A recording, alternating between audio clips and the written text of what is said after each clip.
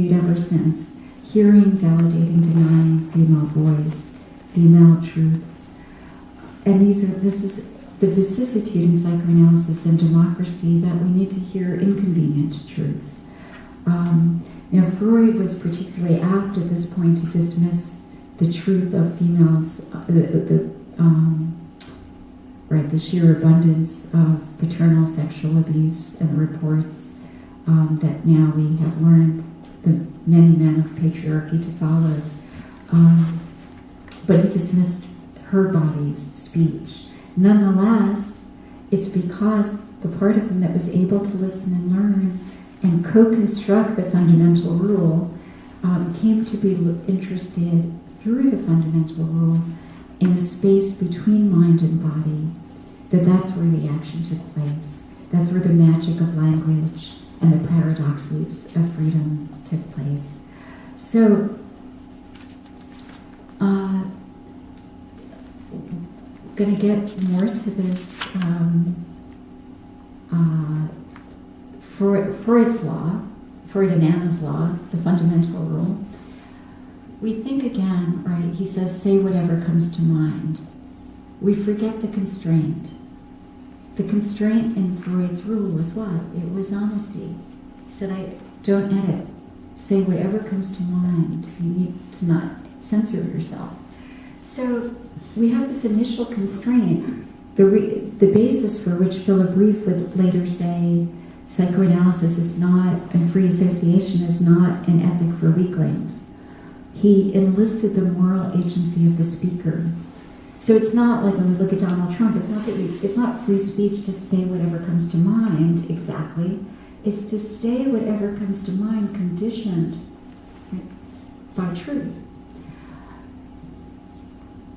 Through that space between freedom and constraint, we have the beginnings of an active surrender, and for beginning to hear the voice of restless, disruptive desire that can begin to animate the other and animate public life.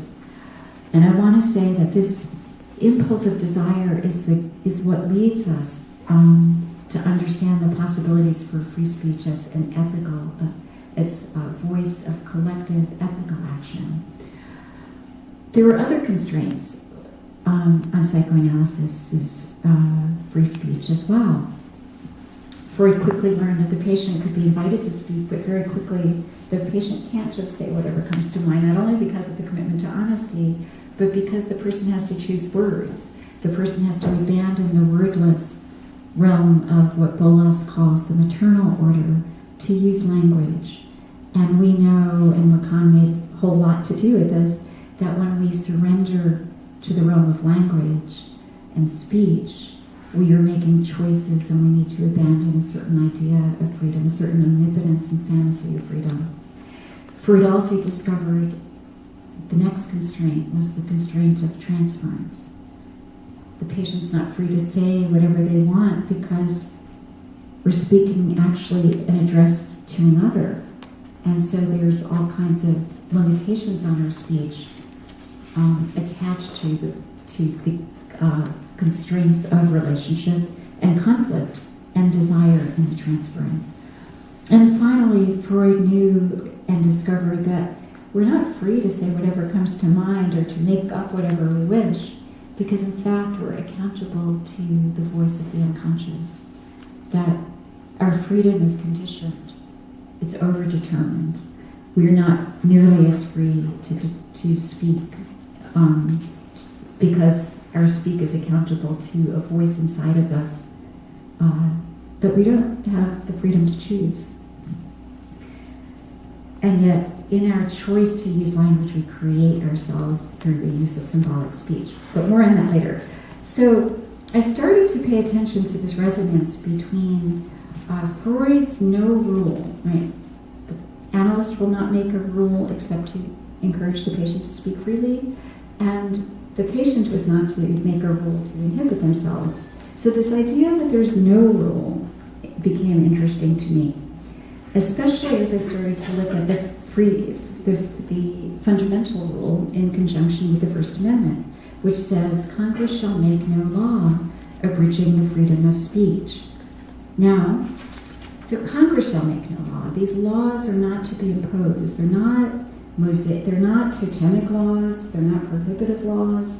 They're not Mosaic laws inscribed. They're laws, if you will, founded, embedded in the real.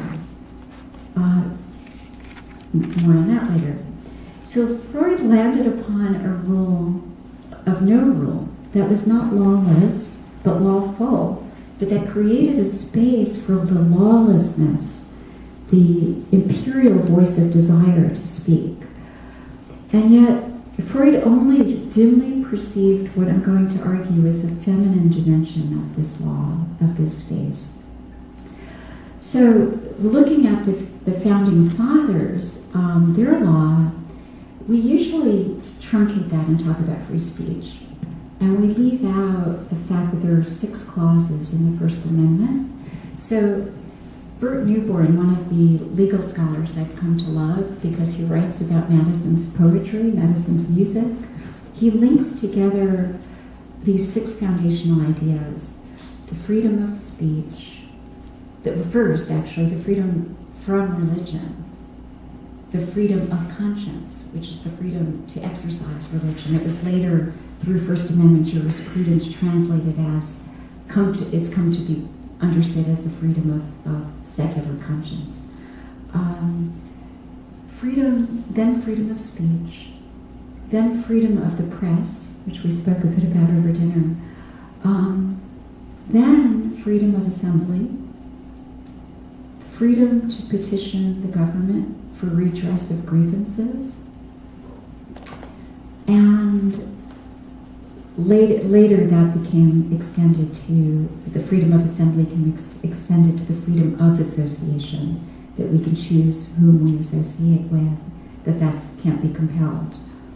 So Bert Newborn recommends that we read the First Amendment as a poem to democracy, that there's an arc from the individual right, the individual freedom of secular conscience, of an apolitical interior, to the collective right, to a collective action, to a collective preservation of individual right, how the individual and the collective are joined in preserving our freedoms.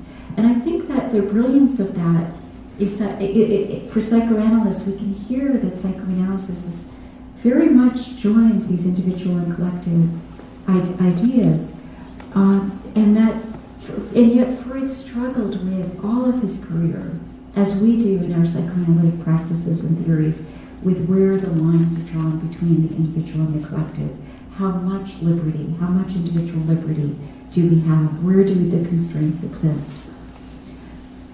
But I think the genius of the fundamental rule in the First Amendment is that in this very minimalistic form, they become blueprints that create this enshrined ambiguity, this robust, resilient space, this polis, if you will, between listener and speaker, between the individual and the collective, for a restless, disruptive desire to animate us, for us to begin to hear the voice of desire and sustain the movement, the freedom, not the.